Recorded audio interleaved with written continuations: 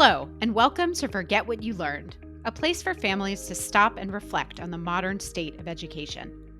We empower you to challenge your own thinking about today's traditional school system and ask the question, are my kids thriving? I'm Corey Greenberg, a parent in the trenches just like you, and I chat with innovators, experts, and other parents who are changing the conversation, inspiring families to reevaluate how we define academic success. This podcast is brought to you by Pacific Preparatory and Tutor Corps, sister organizations molding education through innovative one-on-one learning for students in today's digital world. In today's episode, educational consultant Shayna Abraham discusses the need for alternative options to traditional four-year colleges. Sometimes it seems like we all have tunnel vision in terms of the path our kids should trudge through the K-12 system and beyond. But is it right for every student? Are our kids always ready at 18 to abruptly leave the highly structured high school and home life for the college dorm and freedom to just skip class if they want to? With the mind-boggling price tag of that bachelor's degree nowadays, it feels like there's little room for error. Shayna highlights the Alt Fair, a gathering of alternative programs for emerging adults, as a way to explore different pathways post-high school. We chat about the importance of individuation and self-discovery before making college decisions, and the challenges of college without proper support. She also discusses the benefits of gap years and wellness programs, addressing concerns about just letting go as a parent. Check it out.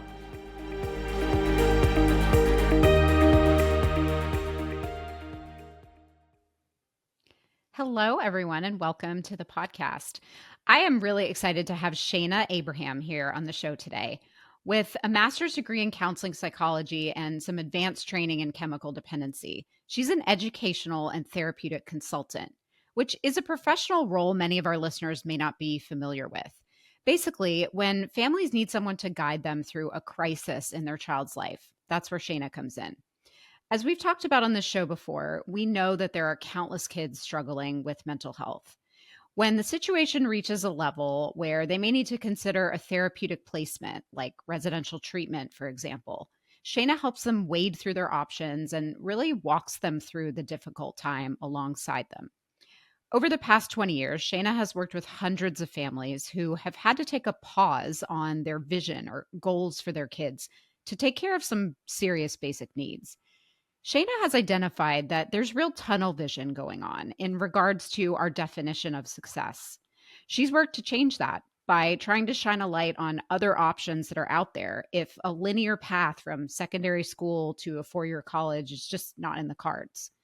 And really, the question is, even without a mental health crisis to prompt a reevaluation, shouldn't we as a society take a look at all of our options for our 18-year-olds? Welcome to the show, Shayna. Thank you. I'm excited to be here. I'd actually like to start with this last point. So every spring, alongside one of your colleagues, you put on what we call the Alt Fair. It's a gathering of a wide range of programs available to these emerging adults just outside of a four-year college that families can then attend and explore. Our audience, I'm sure, is familiar with the term gap year. So can you just tell us a little bit about why you saw the need for something like the Alt Fair? Yeah, so I started the Alt Fair about a decade ago when I was talking with a school person in the Bay Area who said, I wish there was something where our students could learn about all the different alternatives to 2 and 4 year colleges. And we started brainstorming. Well, why isn't there that place? We have gap year fairs, we have college fairs, but there isn't all the other things. So, trade schools and young adult transitional living programs, support services that wrap around college programs, pathways to the trades, all of these other options. So, we created it. And so now we've been doing it for 10 years in the Bay Area and for the last 2 years also in New York City. Oh, that's great. So you've expanded it to like it's a bi-coastal event now. We have become bicoastal. Yeah, we want every family that can to be able to, experience this and get to know the different options. Really, at the heart of this, what we want to do is change the conversation, expand let folks know that there's lots of different pathways post high school. What kind of families show up to the alt fair? Are these families that are sort of reeling from, I guess, a reality check, like, oh, my kids maybe not on the path we thought they were? Or can you just talk a little bit about like who's finding you at the fairs? Yeah. So it's all kinds of families. This is the part that I love. And the reason that it's open and free to the community is because we want there to be anybody who wants to be there can walk through those doors. So it might be, as you described, a family who has realized that maybe going directly into college, their child isn't ready. It might be somebody who has decided or tried college a few times and it wasn't working, and there's some skill building that needs to happen before launching into a college environment, or not going to college at all. I've also had young adults who really aren't sure what they want, and so they come through and they're interviewing all of these different programs because they don't know. And I think there's a lot of pressure really put on young adults. 18 doesn't magically mean that you know what you want to do with your life, and we ask these kids to really figure it out really quickly. So, part of my hope for this event and for families is that they can come through and just learn and see that there are these different pathways, because I don't think that we highlight them the way that we highlight 2 and 4 year college paths. Right. I mean, I am in the sort of K-12 world, and I just don't even hear that in the conversation. Any alternatives to a 4-year college. So I think it's really important to just raise awareness that there are other options out there. And I'd love to hear if a family doesn't even know what those look like. Can you give us some examples? Like what are some creative examples or programs of, different Yeah. paths kids can take? Yeah. So, there are programs that wrap around colleges, for example, where a student might be enrolled in a 2 or 4 year college, but there's additional supports for them, maybe around executive functioning, or maybe around social development, or it could be an additional community to be a part of, much like the Greek system has been, but really focusing more on skill building. So that could be in the recovery world if somebody has a Mm, substance abuse issue. That could be in the executive functioning world if somebody has maybe an ADHD diagnosis or an autism diagnosis where they need some additional supports. Some of the other things that are really cool that have actually come out really as a result of COVID, because kids can do college classes anywhere, there are also environments where it's more of a social community where everybody's mm. going to a different school. And so there's not the sense of, well, we're all going to XYZ university. We're doing our path and we're doing it on this other alternative location. There's also young adult programs that help support with adulting skills. So maybe going through high school, there was so much structure and support for your child that they didn't necessarily learn how to do that self-starting piece, or how to break down assignments, or how to decide what is it that I need to prioritize as far as what I want to do, or I don't know what I want to do, so how do I try different things? So there are programs that can help with all of that. There's also gap programs that are all over the world that focus on different types of things. So it might be, there's one that's really cool that's about entrepreneurship, and Mm. the group, the cohort of kids are going and experiencing different companies that have been started, and just exploring, what does that look like, what do I want to do. Maybe there's an idea that's been brewing for somebody and they didn't know how to get it from an idea to launching it into an actual company. So having there be a program that helps really incubate that and figure out what are the steps, how do you go from idea to company. um, so it's really a pretty broad range, and there's something out there for everybody. I love so much of what you said, and I feel like I have a million more questions or things that we could talk about. But one thing that's just popping into my head is, if you think of like evolution in a long kind of line, our kids at 18 are not adults like they used Mhm. to be, Yeah. and yet, like you said, we're asking them to make adult choices at that time and really pigeonhole themselves into an engineering program or, like, and college is so expensive now that when you make that decision to pivot then becomes really difficult. So maybe the taking a pause and exploring something like this entrepreneurship program or traveling would allow kids to do that maturation a little bit and then be more, focused or know themselves a little more so that when they do go to a 4-year college, they're actually there, they come out with a degree that makes sense for them. Totally. Totally. And they're not Yeah. wasting both time and financial resources floating around in a college environment that may not be the right fit or may not be the right fit at that time. I also have Yeah. students that I work with who are hands-on learners. We don't have a lot of college environments that are really geared towards their learning style. I've got programs that are amazing at really looking at how do you take that gift, because that's truly what it is, and turn it into a sustainable life. That is a really good point. I actually never thought about, there's a lot of schools out there in the K-12 space that are, for hands-on learners, but you're right. I can't think of any college sort of curriculum that would incorporate that. It sounds maybe more into the vocational or trade, Mm-hmm. realm. Yeah. But that too is not really highlighted or focused on or, even talked about in the conversation, but trades can be really lucrative. They can be, like you can get started a lot quicker. You don't have all the debt. Talk to me about that. Are you seeing Yeah. more kids kind of go into vocational programs now? I'm not seeing more kids go in because I've always seen the kids that I work with going that path. So Yeah. it's not an increase for me. What I love about it is changing the conversation and having it Mhm. be a broader conversation now that's more acceptable. Whether that's going the path of a hacker boot camp and going into tech through a short-term, highly intensive training program, or going and learning to be a plumber. These pathways and they can be done in 2-year schools.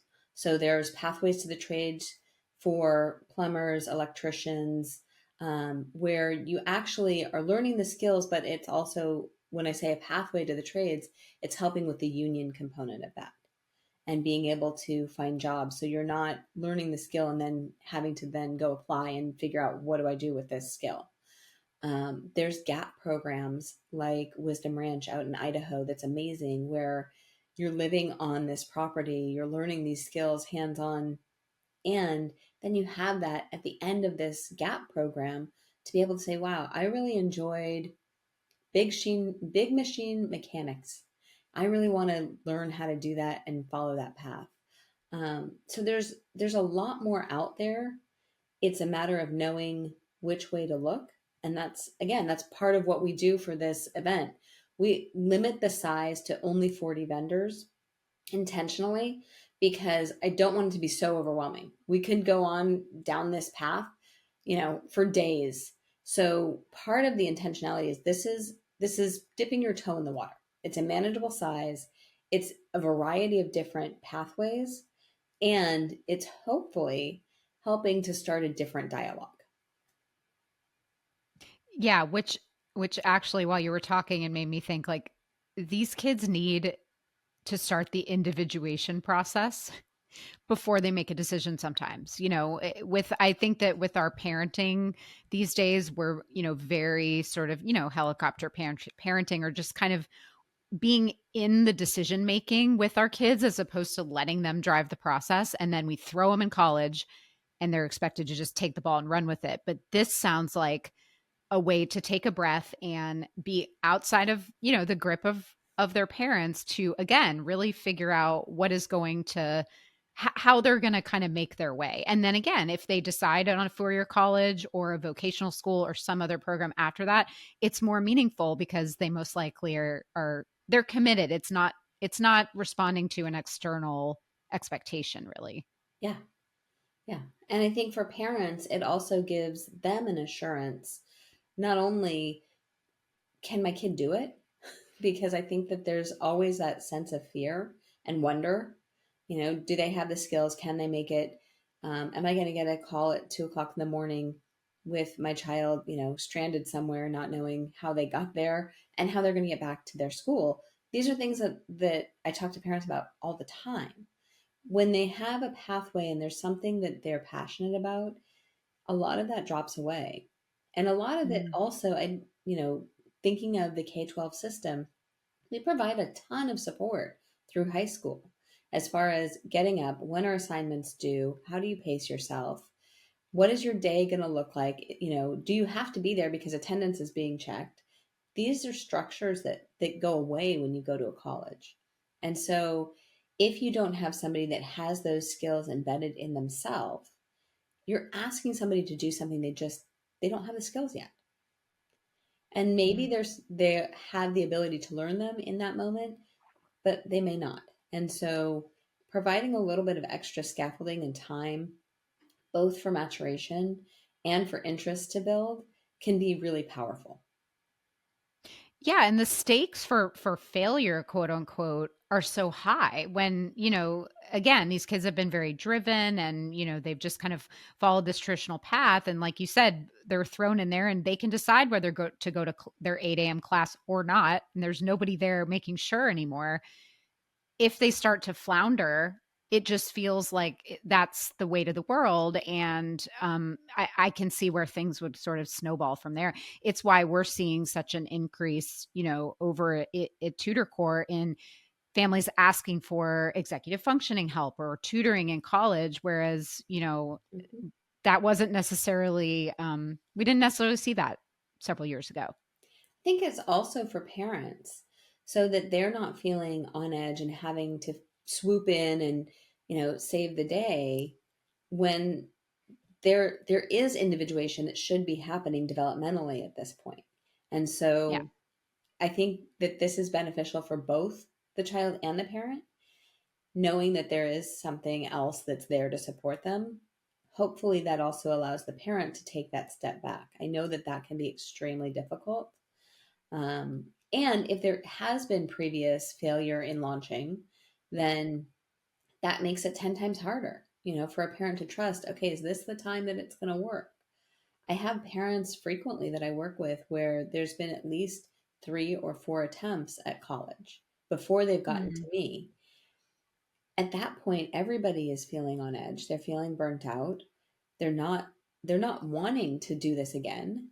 And so we have to really look at what are the skills not only for the child that they need in order to launch, but also what are the skills for the parent to allow them to launch.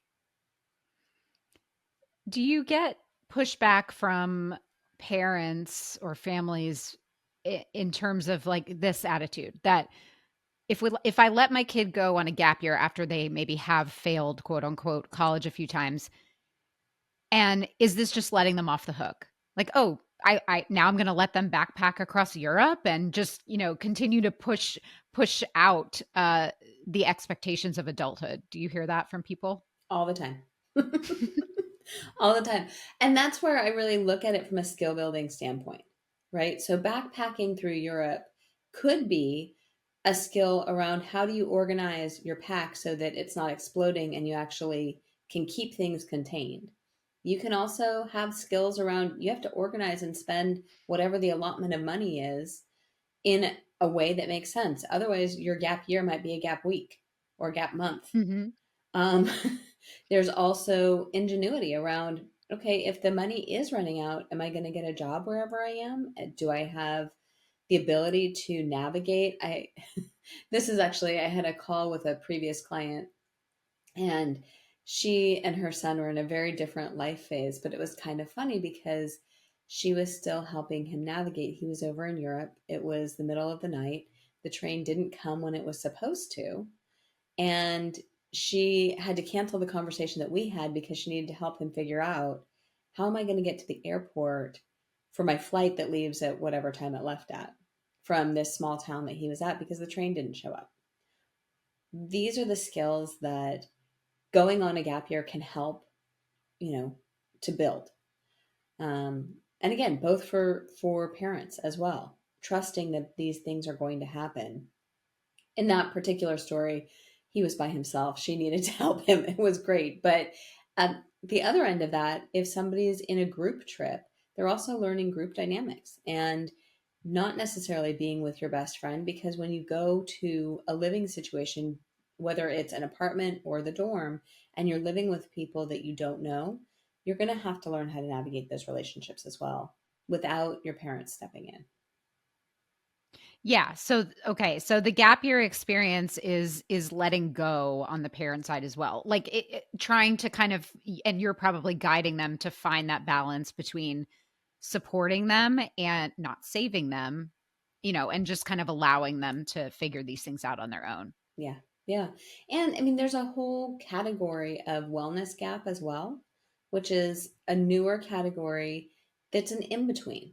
So maybe this is a student who's been highly anxious in high school, or maybe this is somebody who had a bout of depression, or maybe even needed to go to a therapeutic program for a while.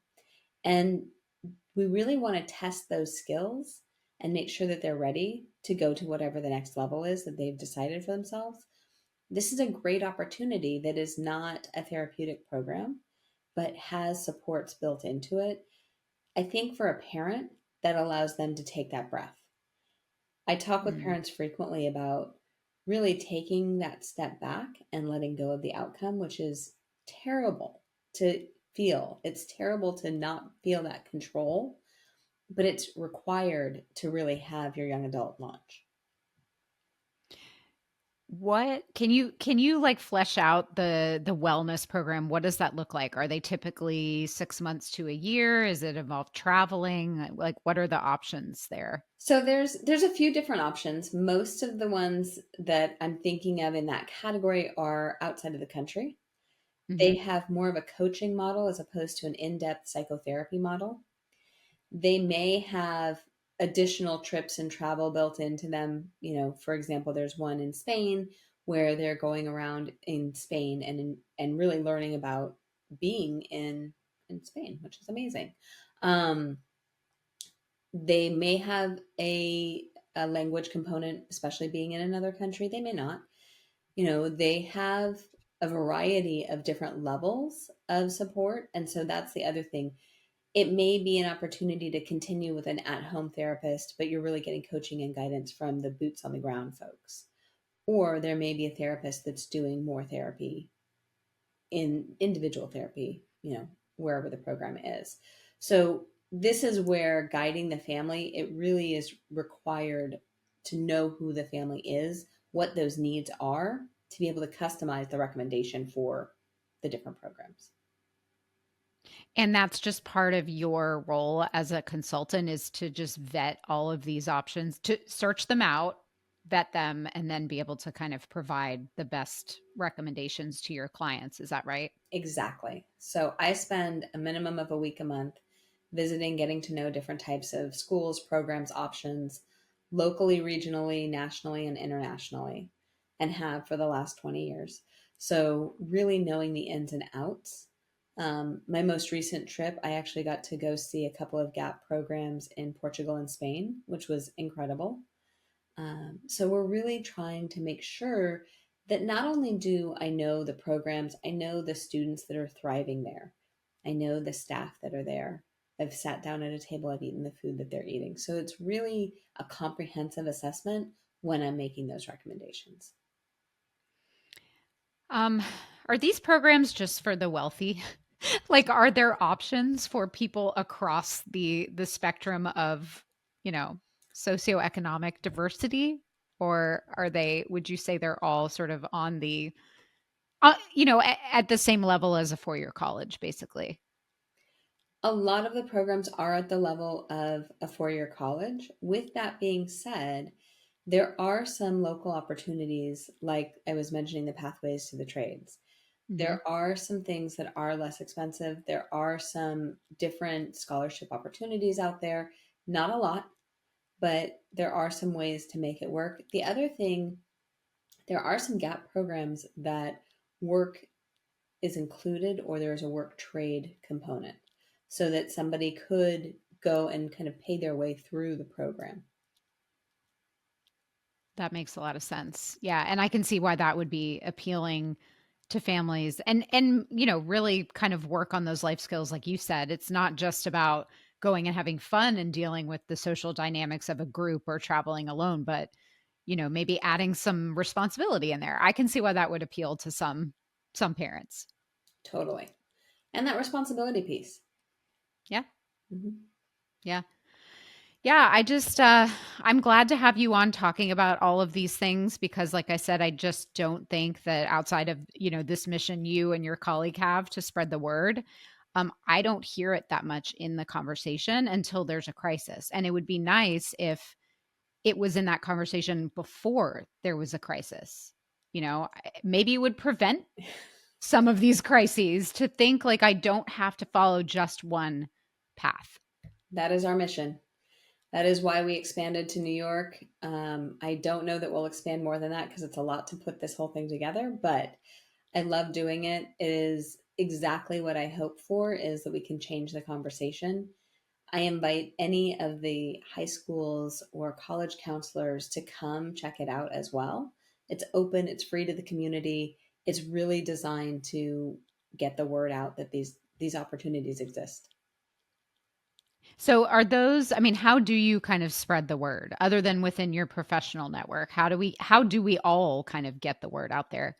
Maybe not even necessarily about the alt fair if they don't live in the Bay Area or New York, but just kind of the idea of it in general. So during COVID, we actually recorded the alt fair interviews and put it on our YouTube channel. Mm. So that's out there.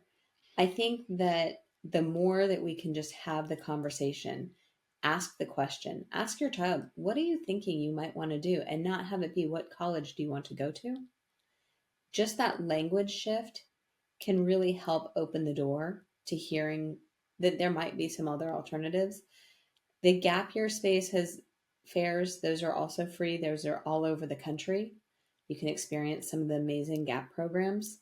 Um, there's unfortunately only two alt fairs, but if a family wants to contact me, if they want to have a consultation or a conversation about this, I'm always happy to. I think that is the big goal is how do I get it out there more than just in these two communities? Well, and just to clarify, what would you say is the difference between the gap year programs that you say are sort of well established around the country and the alt fair? Is it that the alt fair just has kind of more options in terms of the vocational programs and that kind of thing? Yes, exactly. So the Okay. alt fair has college support programs, therapeutic programs, young adult transitional living programs, gap programs, international programs. There's a much wider breadth to it than just a gap year fair where you're really focused on the gap programs only. Got it. Got it. Okay, well, this has been lovely.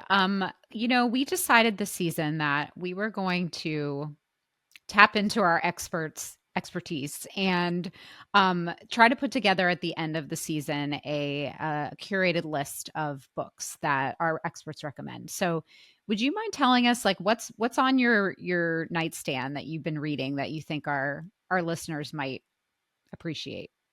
Since we've been focused on the alt fair, this is one of my go-tos that I love. And it's a very easy read. It's called The Crossroads of Should and Must. Follow Hmm. and Find and Follow Your Passion. And it's by L. Luna. It is a beautiful book, and I highly, highly recommend everybody check it out.